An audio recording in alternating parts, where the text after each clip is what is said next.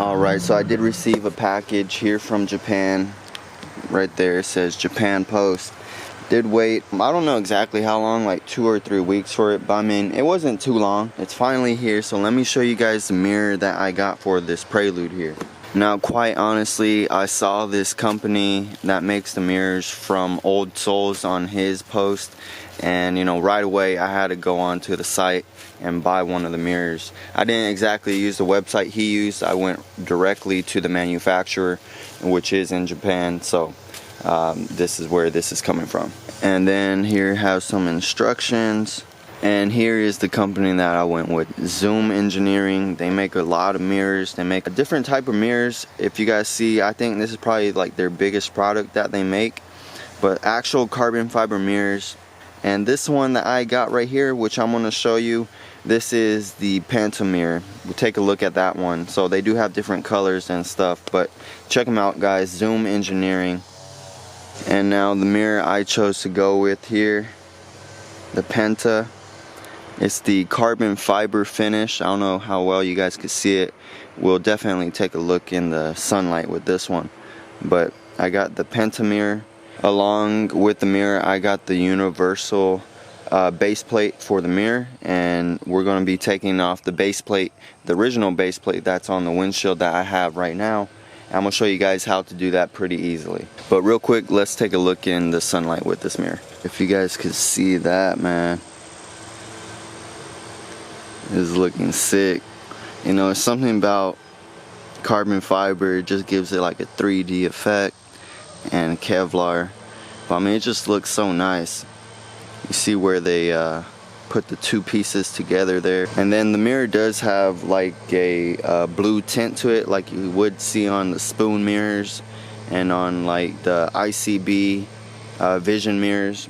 So that's a pretty nice touch to it. It has like the convex or concave effect. This mirror is actually the same length as the Prelude mirror. With the concave effect on there, you're going to be able to see more out of this mirror. So now just got to stick it on, and then if you guys can see, there is a nut on there. So if you want to take off the base plate from the mirror, you can go ahead and do that also. But check that out, guys. Zoom Engineering. This is one sick mirror. Can't wait to see this on Prelude.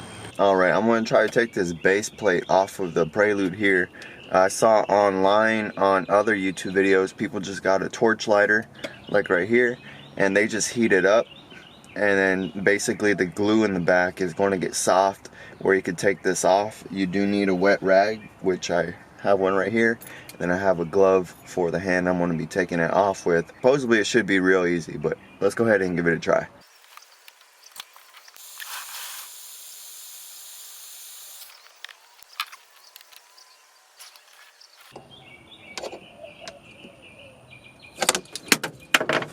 Alright, that was pretty easy.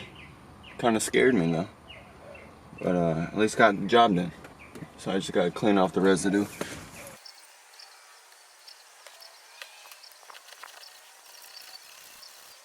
Here's the base plate that was on the windshield. They use like a real strong adhesive on them. I mean, I was heating up the windshield. It was kind of heating up the headliner. I mean, it wasn't melting it, anything like that. But, you know, I was being careful with it. Total, I probably did about 1 minute and 30 seconds heating it up. And then just put the key in there, as you guys saw, and then it just kind of just fell off. But I was trying to slide it off. It wasn't sliding, so I was kind of getting a little bit nervous just because, you know, you can actually break the windshield taking these things off. But definitely I would recommend to use the torch lighter. It's going to make your life a lot easier there. It is completely off here, so now we could go ahead and install the new mirror, which I'm pretty excited for. Okay, so I cleaned off this section with alcohol, and it's free of oils. And now I can put on the base plate that I bought from Zoom, and it's just going to go right onto there, and just got to take off the sticky side. It should be some pretty sticky adhesive on there to stay on the windshield, or else it's just going to keep falling off. So I haven't heard of anyone having some issues. Pretty sure it's going to do the job.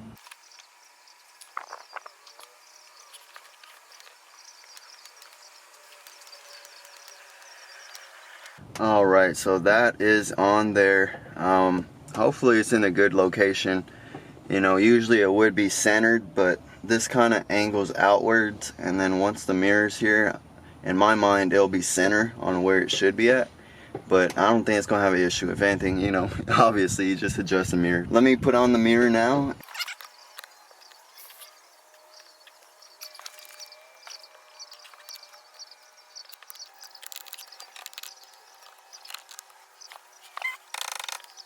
Alright guys, after adjusting it for some time and getting it exactly how I want it, take a look right there. You guys can see a lot more in the mirror. On the width, you know, you see more up and down. If anything, you know, you're just seeing the headliner and more of the back seats.